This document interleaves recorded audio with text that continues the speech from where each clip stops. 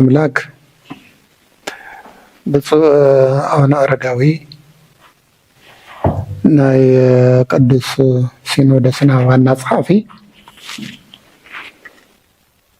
ክቡር መልአከ ምሕረት ናይ ሀገረ ስብከትና ስራ መካሄድ ምክትል ክቡራን ናይ ሀገረ ስብከትና ናይ ቢሮ ሰራሕተኛታት ስራሕ ፈጸምቲ ክቡራን ናይ ጥበብ የብራህ ሚድያ ሰራሕተኛታት ኣብ ደገም ኣብ ውሽጥም ትርከቡ ህዝበ ክርስቲያን ፈተውቲ ትግራይ ተወለድቲ ትግራይ ደቂ ትግራይ ኣብ ዲያስፖራም ዘለኹም ውሽጢ ዓድም ዘለኹም እንኳዕ ን2018 በዓል ዕርገት ጎይታና ኢየሱስ ክርስቶስ ኣብፅሐና ኣብፅሐኩም ክብል ይፈቱ። ክቡራንና ክቡራን ኣብዚ ሎሚ ግዜ ካብ 28 ጀሚሩ በየሚድኡ ዝውዛዕ ዘሎ ዝውረ ዘሎ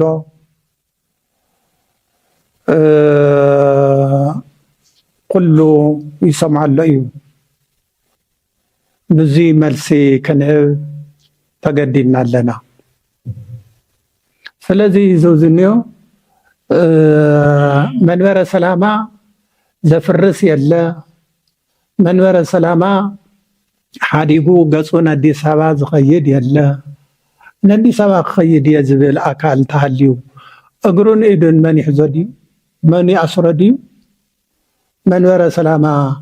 ኣቋቂምና ንአዲስ አበባ ክንከይድ ኢና ዝብል ኣካል የለን። ባዕሎም እዮም ክንደራደር ኢና እትውና ክንብል ኢና ኢሎም ባዕሎም እዮም ላዕልን ታሕትን ዝብል ዘለዎም ንሕናማ ኣብ መንበርና ኣብ ባይታና ምስ ህዝብና ምስ ህዝቢ ትግራይና ኢና ንነብር። መንበርና ኣቋቂምና ሓገዝትና ኣብዚሕና ብዙሓት ኮይና መንበርና ክነዕቢ ኢና ኢልና ኢና መንበረ ሰላማ ኣቋቂምና ንዕኦም እውን ንምሻም ዝበቃዕና ክድግፉና ክሕግዙና ኢልና ኢና ጌርናዮ። ነገር ግን ክንዲ ዝድግፍዎ ሲደፍእዎ ዝበሃል ነገር መንበረ ሰላማ ኣብ ትግራይ ክቋቋም ዘይደልዩ ቅርሕንቲ ዘለዎም ፅልእ ዘለዎም እናወገኑ መንበረ ሰላማ ዝፀርብ ዘለዎ ኣቦታት ዝፀርብ ዘለዎ እሱም እዮም። ስለዚ ንሕና መንበረ ሰላማ ኣብ መንበረሎ መንበረ ሰላማ ኣብ መትከለሎ ዝተፈለየ ኣካል የብልናን። ኩሉ ብፍቅሪ ብሓድነት ኮይኑ እዩ ዝሰርሕ ዘሎ። ስለዚ ኣብ ባይታ ዘየለ ሓቂ ዘይብሉ ስለዝኾነ እዚ ክነናገር ንህዝብና ክነጋውር እዞም ኣቦዚኦም ኣገብ ግበሩ ንክብለልና እዚ ናብ ህዝብና ክነመሓላልፍ ኢና ተገዲድና ዘለና። ካብዚ ዝተረፈ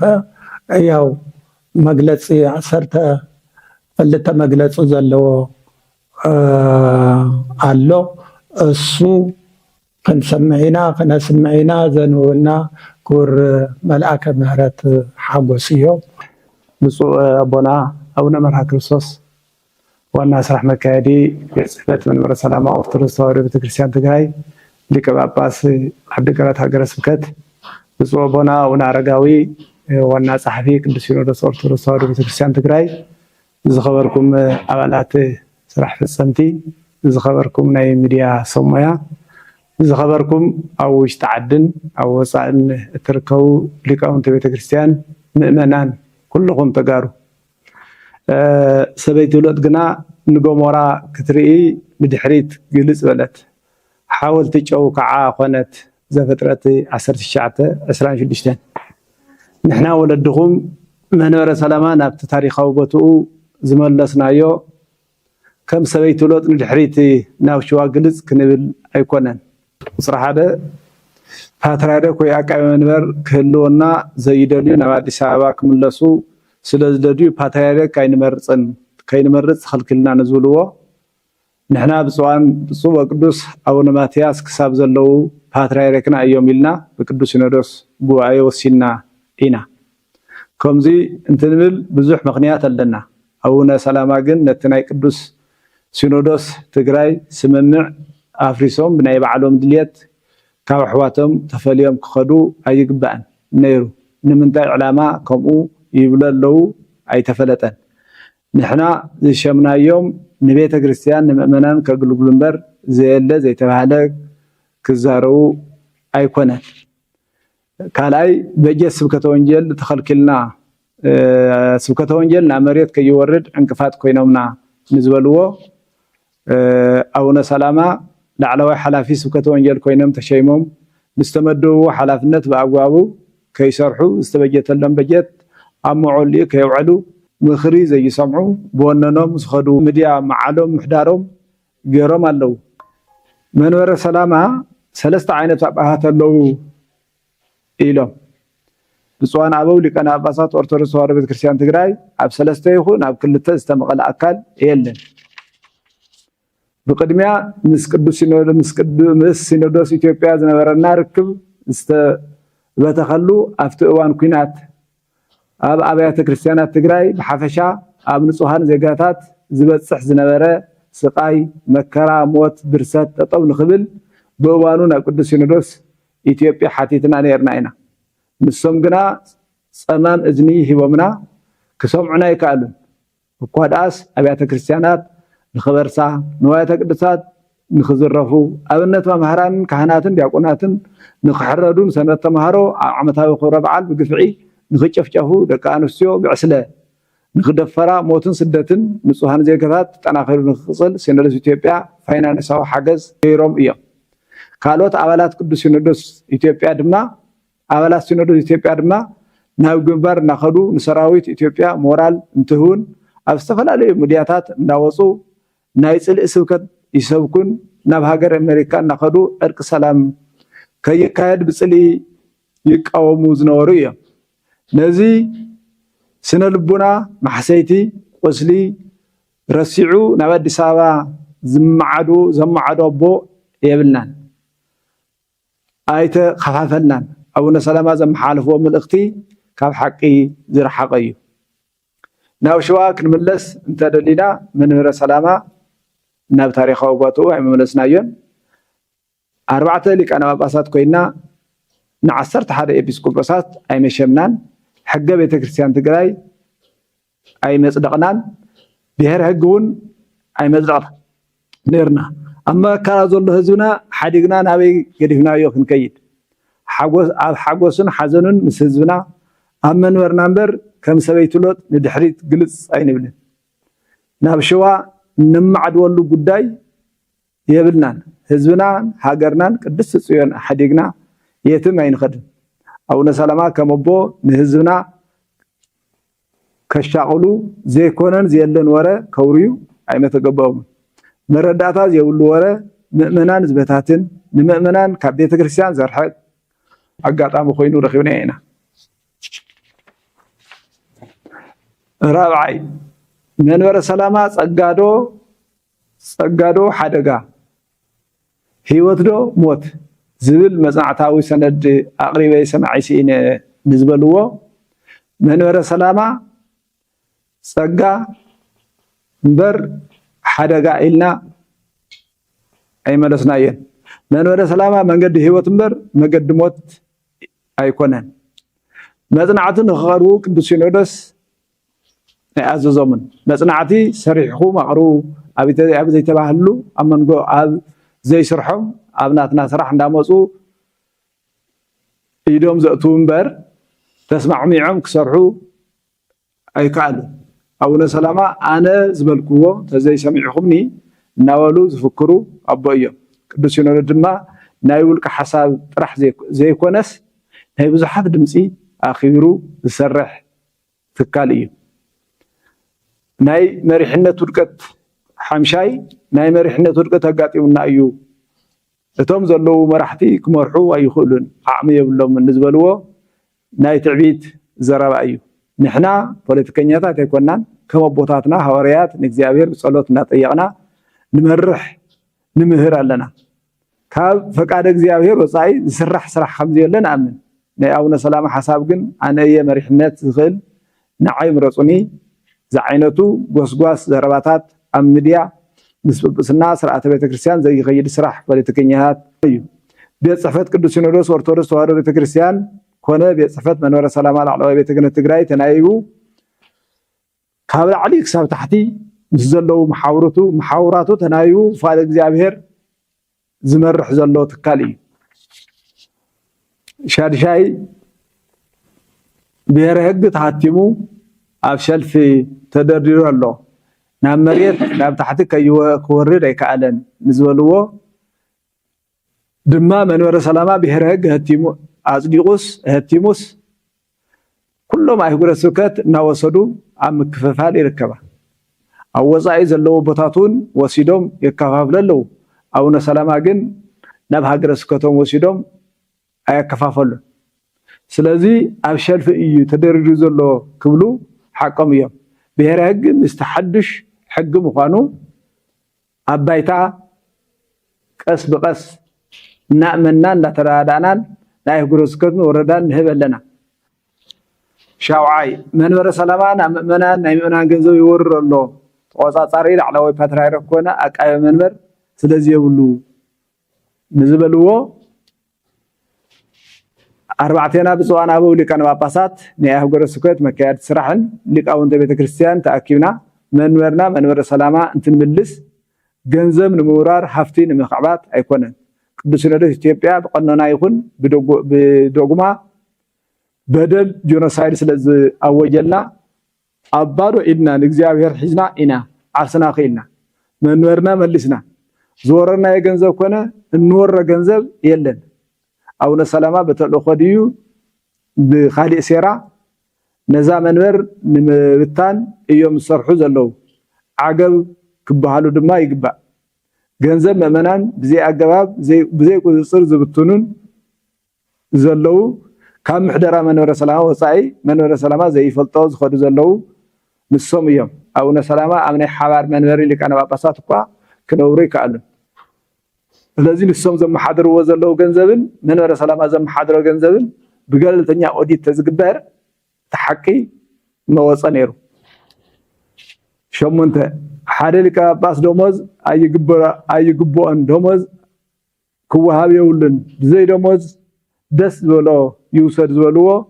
ሃፍቲ ቤተክርስቲያን ምውራር ማለት እዩ ምእመናን ህዝብና ኣብ ፀገም እናሃለው ክንዲ ዘጽናዕንዕዎ ተወሳኺ ዘይጥሉል ሓበሬታን እናበተኑ ንህዝብና ከርብሽዎ ኣይመተገብአን ነይሩ ትሽዓተ ሓደ ፈላሲ ጳጳስ ኮይነ ክንዱዚ ገንዘብ ክረክብ እየ ዝብል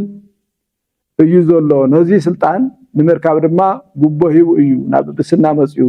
ጵጵስና ብገንዘብ ስለዝመፀ ድማ ናይ ሲሞን እዩ ዝበሃል ኢሎም ኣብ ልዕሊ ደናግል መነኮሳት ጸያፍ ቃላት ምዝራቦም ንሓዘን ካብ ብህፅነትና ጀሚርና ኣብ ገዳም ዓቢና መንኩስና ሓደ መዓልቲ ጳጳስ ክኸውን እየ ኢልና እውን ሓሲብና ይንፈልጥን እዚ ናይ መነኮሳት ባህሪ እዩ ዘየለ ጠቐነ መሃብ እውን ሓጢያት እዩ አቡነ ሰላማ ናብ ልቦም ክምለሱ ይግብኦም ዓስራይ ናይ ማህበረ ቅዱሳን ሻንጣ ገንዘብ ብሻንጣ ዝመልአ ገንዘብ መሊኡ ገዛ ንገዛ ናብ ኣቦታት እናኸዱ ይውሃቦም ኣሎ ናብ ኣዲስ ኣበባ ከይድና ሕውሱስ ክንብል ኢና ዝብል ሓይሊ ኣሎ ኢሎም ማይ ዘይቋፅር ካብ ሓቂ ዝረሓቐ ዘረባ ዝተዛረብዎ ምእመናን ናብ ጥርጥር ንምእታው እምበር ብፅዋን ኣበው ሊቃነ ጳጳሳት መንበረ ሰላማ ኣብ ሽዋውን ነይርና ይንፈልጥን ናብ ሽዋን ክንከይድ ምክንያት የብልናን ኣብ ሽዋ እቲ ኣብ ትግራይ ዘሎ ካብ ሽዋ እቲ ኣብ ትግራይ ዘሎ ጸጋ እግዚአብሔር ይበልጽ أوش تعدنا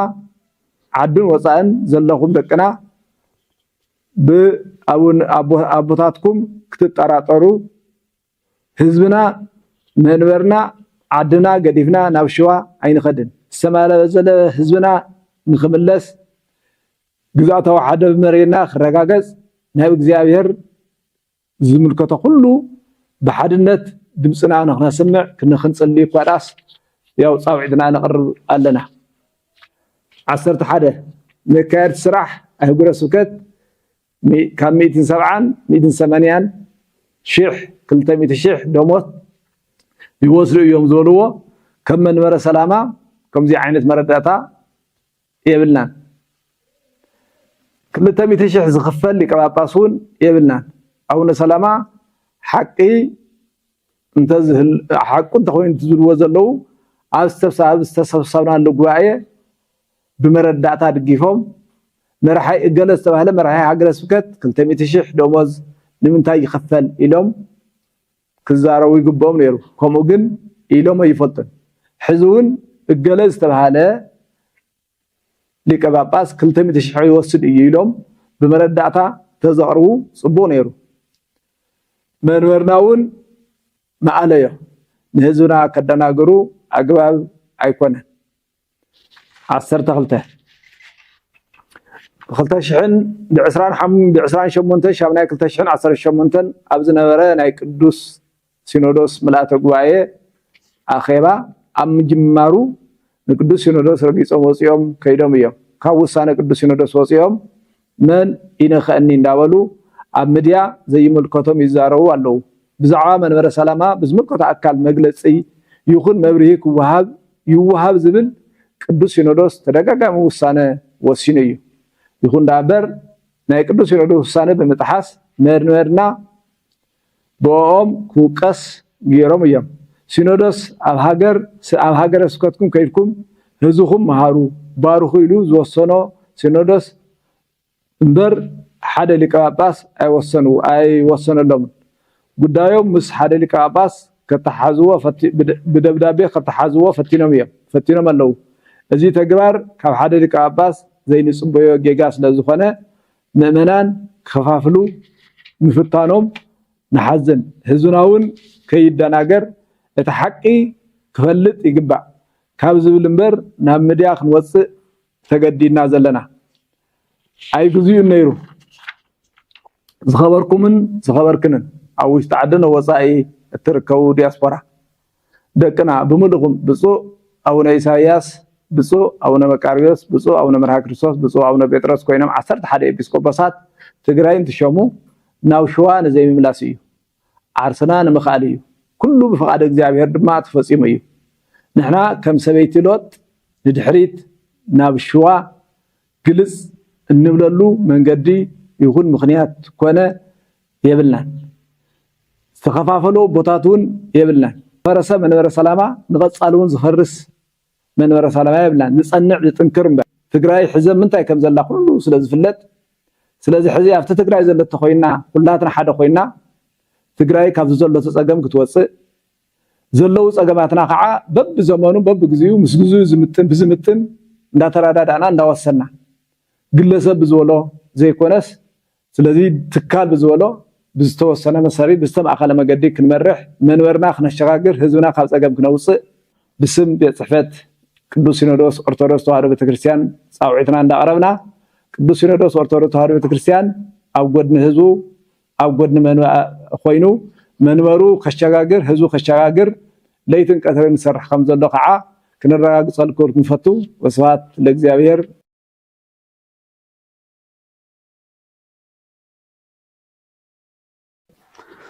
በስመ አብ ወወልድ ወመንፈስ ቅዱስ አሐዱ አምላክ ብፁዕ አቡነ አቡነ መርሃ ክርስቶስ ዋና ስራሕ መካየዲ መንበረ ሰላማ ኦርቶዶክስ ተዋህዶ ቤተክርስቲያን ትግራይ ሊቀ ጳጳስ ዞባ ዓዲግራት ክቡር መልአከ ምህረት ሓጎስ ምክትል ስራሕ መካየዲ መንበረ ሰላማ ኦርቶዶክስ ተዋህዶ ቤተክርስቲያን ትግራይ ክቡራን ስራ አስፈጻምቲ መንበረ ሰላማ ነዚ ሕዚ ንመግለፂ ያው እንበሉ ዘለና ናይ ጥበብ ሚድያ ሰራሕተኛታት ከምኡ ድማ ናይ ቤት ጽሕፈትና ናይ ኦርቶዶክስ ተዋህዶ ቤተክርስቲያን ትግራይ ሚድያ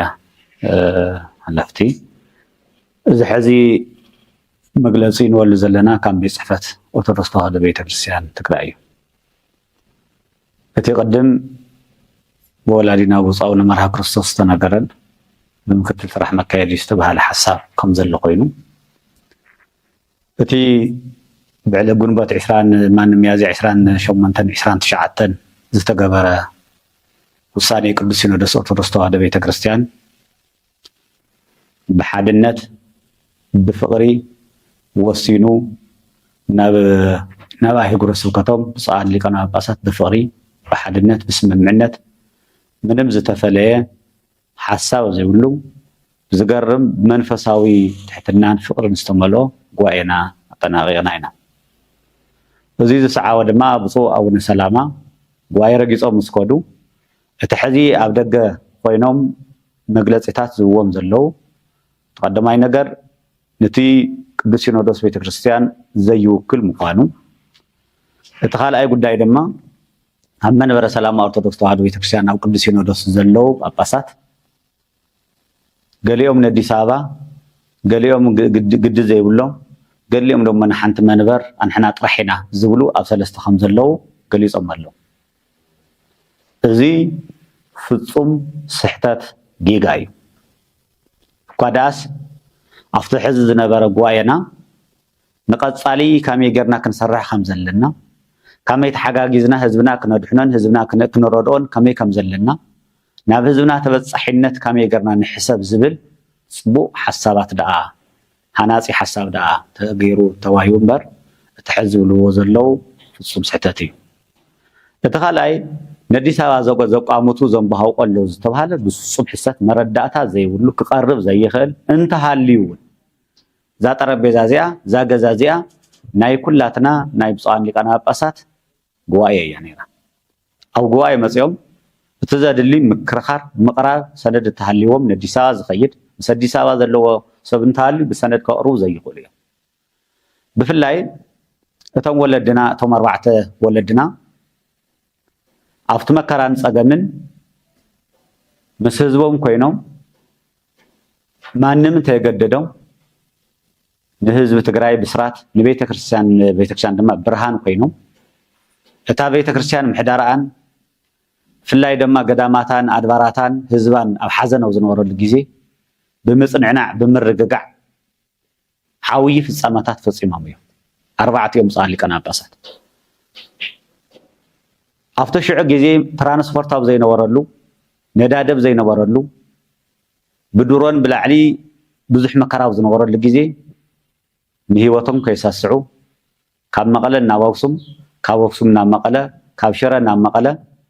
እናተጓዓዙ ካብ ዓዲግራት ናለው ካብ ማይጨው ዘሎ ኩሎም ብፃን ሊቃነ ጳጳሳት እናተዘዋወሩ ኣኼባ ይገብሩ ነይሮም እዮም ዝፍራሕ ኣብ ዝነበረሉ ግዜ ኳስ ንህይወቶም ክስስዑ ይከኣሉ ስለዚ ነቲ መንበር ዘለዎም ውፊነት ዝገለጸን ዓለም ኩሉ ዝመስከረሉ እዩ ነዚ እውን ነአዲስ አበባ ትትምለስ ነይሮም ማንም ኣይመገድዶም ነይሩ ወለድና ነአዲስ አበባ ከም ዘይምለሱ እኮ ዓለም ዘሐጎሰን ዓለም ላብ ሓደ ዘምፀን እቲ ናይ ገደም ምስ አዲስ አበባ ዘሎ ገመድ በጢስና ኢና ክብሉ ከለው እኮ ነቲ ህዝቢ ትግራይ ደስታን ሓጎስን ፈጢሩ መንበረ ሰላማ አህጉረ ስብከት ኩሉ እስካብ ወረዳ ኣብያተ ክርስቲያናት ደግፈኖ ዓሲልዎ አህጉረ ስብከት ስራሕ መካየት እውን ንዝሕዝ ናይ ብፁዓን ሊቃነ ጳጳሳት ዓበይቲ 4 ወለድና ናይ ሽረ ናይ ኑረድ ተስፋይ ኑረድ ጎደፋ መርሃ መጋቢ ሐዲስ በርሀ ተስፋ መስቀል ሊቀ ስልጣናት ገብረስላሴ ሕሸ መጋቢ ሐዲስ ሙቀባህሪ ደው ምብራቅ ውና ተቀያየሩ ስለዝነበሩ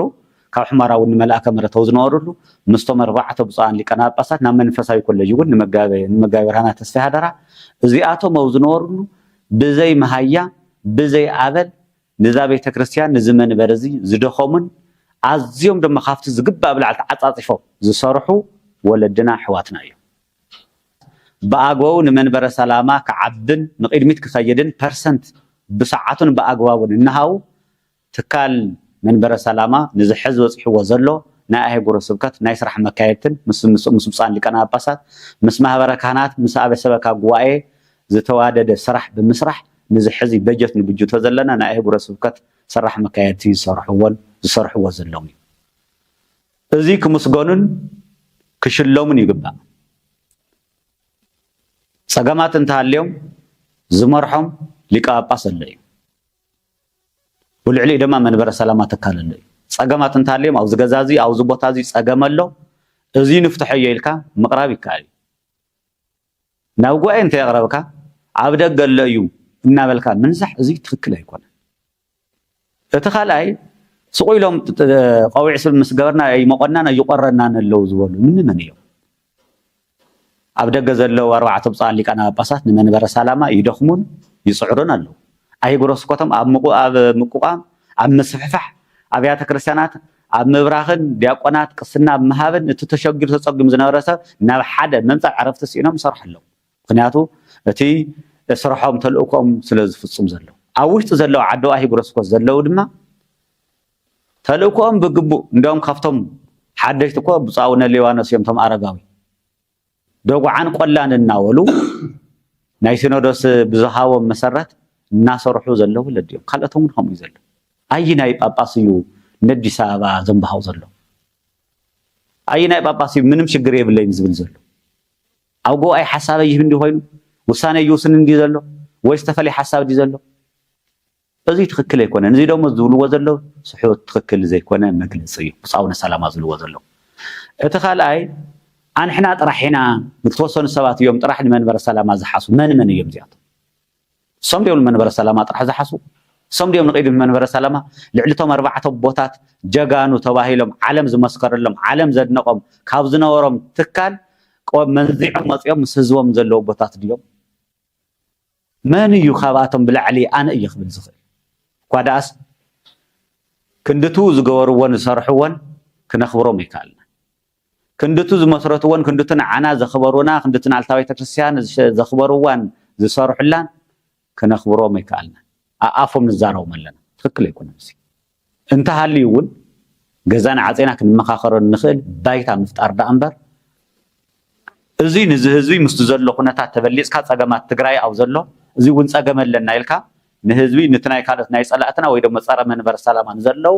ንኽወዓውዑን ንምግባር ተዘይኮይኑ ኣብ ባይታ ሓንቲ ጥር ትብል እዚኣ ተኣክል ለውጢ ከምፅእ ኢልና ይንኣምን እንተርፍን ቤተ ክርስቲያን ምክፍፋልን ምእመናን ናይ ምእመናን ሃይማኖት ወይ ድማ ናይ ምእመናን ሓሳብ ምሽርሻር እንተዘይኮይኑ እዚኣ ተኣክል ለውጢ ከምፅእ ኢልና ይንኣምን ኳዳስ ትዝኸድዎ ዘሎ መገመቲ ካብቲ ሕገ ቤተ ክርስቲያን ኣፈንጊጥካ ንበይንኻ ምኻድ እዚ ዘይሕጋዊ ኣካይዳ ምዃን ደሞ ኣነ ኣምን ስለምንታይ ኸ እዩ እዚ ተደልዩ እዚ ኣብቲ ጉባኤና ኩሉ ዘዚርና ከምቲ ንሶም ዝብልዎ እንተጌርና ኣንሕና ካብኣቶም ዝባእስና ከይንኸውን እቲ ጉባኤና ቅዱስ ሲኖዶስ ኣብቲ ምልኣተ ጉባኤ በዝሒ ክንዛረቦም ክንውስኖም ዝግባእ ነገራት እዮም ስለዚ ግን ፀጋ ሓደገ ሞት ድዩ ሂወት ንዝብል መንበረ ሰላማ ንህዝቢ ትግራይ ፀጋ እዩ መንበረ ሰላማ ሞት ኣይኮነን ሂወት እዩ ሂወት ምዃኑ ድማ ካብቲ ናይ ሂወት ሓደ እኮ ብፁዕ ኣቡነ ሰላማ ምሻም እቶም 11 ምሻም እኮ ኣቦታትና ሂወት ስለ ዘሎ እኮ እዩ ሂወት ዘሪኦም ንኸገልግሉ እኮ እዩ ሂወት ዘይሮም ንትልተፀገመ ህዝቢ ከፅናዕንዑ እኮ እዩ ስለዚ ሓደጋ ሞት ኣይኮነን ስለዚ ኣብ መላእ ዓለም ዘለኹም ናይ ኦርቶዶክስ ተዋህዶ ቤተክርስትያን ኣመንቲ ዝሕዚ ኣብ ማሕበራዊ ሚድያ እናውፁ ዝዛረብዎ ዘለው ካብ ሓቂ ዝረሓቐ ኣብ ባይታ ዘየለ እዩ እንተዝህሉ እውን ፀገማት እንተሃልዮም እውን ሲኖዶሳዊ ኣሰራርሓ ኣሎ ምልኣተ ጉባኤ ዝወሰኖ ብኣብዝሓ ዝወሰኖ ውሳኔ ይውሰን እምበር ናይ ግለሰብ ሓሳብ ክውሰን ኣይኽእልን ብኣብዝሓ ውሳኔ ድምፂ ብሓደ ተኣቆ ወይ ድማ ብሓደ ተሸናፍነት በቲ ዝበዝሕ ድምፂ ይውሰን እዚ ናይ ኣቦታትና ዝፀንሐን ዘሎን ንቐፃሊ እውን ዝኸይድ እዩ ካብዚ ወፃኢ ዝኽየዱ ዘለው ግን እቶም ኣቦታትና ኩሎም 14 ብፁዓን ሊቃነ ጳጳሳት ተስማዕሚዕና ዝወፀናሉ ጉባኤ ኣብ ሓድነት ዘለናሉ እዩ ስለዚ ዝተኸፋፈለ ኣብ ሰለስተ ከምዚ የለ እዚ ክነረጋግፀልኩም ንደሊ ናብ ሓድነት ኣብ ዘየምፅእ ነገር ንግዝያዊ ኮሜንትን ላይክን ወይ ደግሞ ንግዝያዊ ጥቕሚ ኢልኩም ትገብርዎ ዘለኹም ጉዳይ ትክክል ኣይኮነን ስለዚ ብዙሕ ክንዛረብ ይግበአና ነይሩ ግን ናታ ቤተክርስቲያን ምስጢር ስለዝኾነ ነታ ቤተክርስቲያን ክንብል ነቲ ከይደናገር ንህዝብና ዳ መግለፅ ንብለና እምበር እቲ ዝግባእ ግን ቀፀልቲ ምልኣተ ጉባኤ ስራሕ አስፈጸምቲ ብዝሓለፈ ስራሕ መካየቲ ኣህጉረ ስብከታት መፅኦም ተዘራሪብና ኢና ቀፀልቲ እውን ዘለው እስካብ ታሕቲ ክንኸይድ ኢና ምዝምልኮታ አካል ውና ተዘራረብና ጉዳይና ከይዲ ብዙኾነ ግን መንበረ ሰላም አቦታሎ አይጉረስ ከተቦ ጻና ቦታት አብ ሰላም ለና አብ ጽቡቅ ለና ስለዚህ ናብ አዲስ አበባ ዝምለስ የለን መንበርናን ቤተክርስቲያናን እንሐለና ኢና ዘለና ስለዚህ ኩልኩም እቲ መልእክት ናይ ቤተክርስቲያንኩም ብቲ ተወሰነ ውሳኔ ድማ ተግባራዊ ክኾን ካብቶም ተወሰነ ሓደ ዘይምልኮታ አካል ወይ ዘይምልኮታ ሰብ ኣብ ማሕበራዊ ሚድያ ወፅዩ ናይ ዝኾነ ናይ ቤት ጽሕፈትን ናይ ቅዱስ ሲኖዶስ ናይ መንበረ ሰላማን መግለጽ ክህብ ኣይፍቀድን ኢሉ ወሲኑ እዩ እዚ ዝምልከቶ አካል መልእክት ከመሓላለፍ ጥራሕ ዘሎ ናይ ባዕልና ሚድያ ኣለና ናይ ኦርቶዶክስ ተዋህዶ ቤተክርስቲያን ካብኡ ድማ ናይ ቤተክርስቲያንና ሚድያታት ዘለው በቲ ዝምልከቶ አካል ክወፁ ከለው ጥራሕ እዮም ናይ ቤት ጽሕፈትና ዝበሃል እምበር ብዝኾነ ዝውዛዕ ዘለው ወረታት ይኹን ሚድያታት ዝወሃው ናይ ቤት ጽሕፈትና ኣይኮነን ሰላም እግዚአብሔር ምስ ኩላትና ይኹን